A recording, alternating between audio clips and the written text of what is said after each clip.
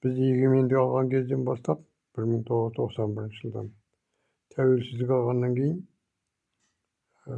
жаңа конституцияны қабылдаса да, бірақ біз басқарған адамдар қайтадан сол коммунистік жүйенің ережелерін қайталап заңды сақтамады. Сондықтан біз тәуелсіз мемлекет деп аталғанымызбен жаңадан бір жүйе пайда болды да, бізде коммунистік тоталитарлық мемлекеттен Назарбаевтық қазір айтып жүргенде бір адам басқаратын диктаторлық мемлекетке айналып кеткенбіз дегенді айтып жүр. Негізінен бұған қосуға болады. Біздің басқару қазіргі жүйеміз,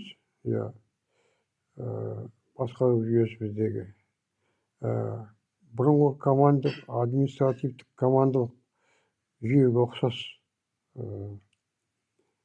Бір адам отырады, сол басқарады. Оппозиция деген болмайды. Біреу басқа пікір айтатын болса, бәрі жабылып оны қудалайды, оның үнін шығармайды, оны қызметтен ары қарай шегіндіріп тастайды. Міне осындай бір жүйені қалыптастырып алғанбыз біздер. Бұдан қалай кетуге болады бұл жүйеден? Бұл жүйеден тек қана демократиялық жолдан ұстанғанда. Біздің мына Қазақстанның көптеген жүздеген елдермен қарым-қатынасында, Еуроодақ пен басқа мемлекеттермен қарым-қатынасында біздерге көптеген қағаздарға қол қойылған. Онда демократиялық жолмен дамимыз деген, сайлау демократиялық түрде өткізілу керек деген, сол сияқты алған міндеттемелер бар. Конституцияда көрсетілген заң бар. Бірақ олардың бәрін қадағалап отыратын бізде түрлі органдар жемқорлыққа бұлғанып кеткен көбі. Қадағалай алмайды. Оппозиция болмағаннан кейін, бір адам басқарғаннан кейін,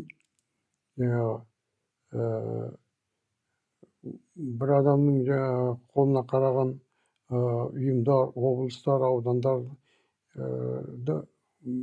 екінші бір адамды апарып соны тексеруге жіберетін болса, ол адам өзінің мәселесін шешеді де қайтып келеді.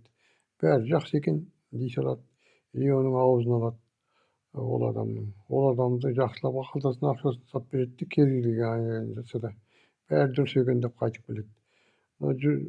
Баспасөз де сол. Бір ғана баспасөз мемлекет қолына жиналып қалған бәрі. Жекеменшік баспасөздер жоқ, үлкен корпорациялар жоқ бізде. Егер осындай тәуелсіз сайлаумен болатын болса, мысалы, соттар сайланатын болса, әкімдер сайланатын болса, олар халықтың алдында жауап берер еді.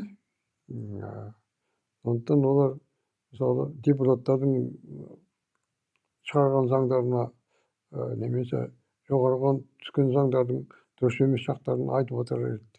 Мына заңдарыңызды біз орындай алмаймыз, өйткені халықтың бұған ауданның мүмкіншілігі келмейді. Біздің ауданымызға мынандай нәрселер қажет емес, мынандай нәрсе қажет деген сияқты бір автономный нәрселер басқару жүйесі қалыптаспаған. Сондықтан да біздің дамуымызда ілгерілеу деген мәселе өте қиын. Мына теледидарды тыңдап отырсаң, бәленбай процентке дамып кеткен, түгенбай процентке дамып кеткен деп айтып жатады. Бірақ сол ашылған нәрселер көбі шетелге кетіп жатады, тауарлары. Бір пайда табу үшін. Ал оның түскен пайдалардың қайда кетіп жатқанын білмейсің. Өйткені халықтың әл-ауқатын көрсеткіші ғой ол мемлекет дамуының. Әл-ауқаты сол бір деңгейде, 85 мың теңге деңгейінде әлі тұрған сияқты.